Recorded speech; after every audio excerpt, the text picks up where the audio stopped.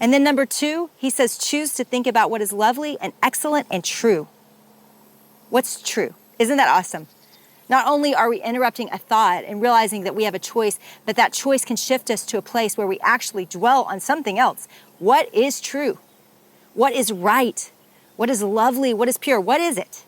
I'll tell you what reflects every one of those words in the most perfect form. It's Christ. That we dwell on Christ because we have been given the mind of Christ and the power of Christ. It's incredible that we have been given truth.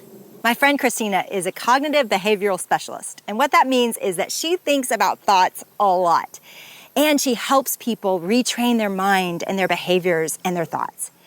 And when she was studying, she learned that the study of psychology was actually taken out of the study of theology. And at that time, there was a great divide. And people that wanted to study God went in one direction, and people that wanted to study the mind and psychology went in a different direction. Now, what struck me as interesting is that that division is still there. A lot of times, there's one camp that doesn't trust the other camp and vice versa.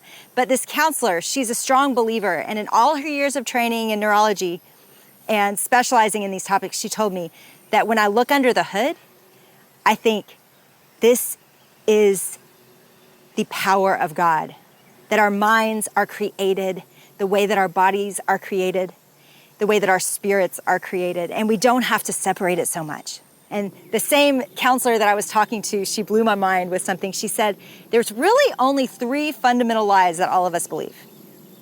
The first one is, I am helpless. The second one is, I am unlovable. And the last one is, I am worthless. And I stopped her right there and I hit the table. I was like, you are kidding me. I feel like I have hundreds of lies in my head on a given day. And she said, actually, I've seen a lot of people over the years and no one has come outside of these 3 categories. Not one of them. Isn't that crazy? So we're gonna camp here for just a minute, and here's why. Because if you can start to name your lie, I think you're gonna be able to figure out the truth. So I want to focus on this. Whatever is true, think on these things. Out of all the awesome words Paul gave us to think on in Philippians 4, I want to focus on this one. Whatever is true. If we master all those other words, by the way, we would be doing amazing. But if we could just master this one, I believe it could change our lives. Whatever is true, whatever is real. Because how many of us spin out and spiral out on things that are completely pretend?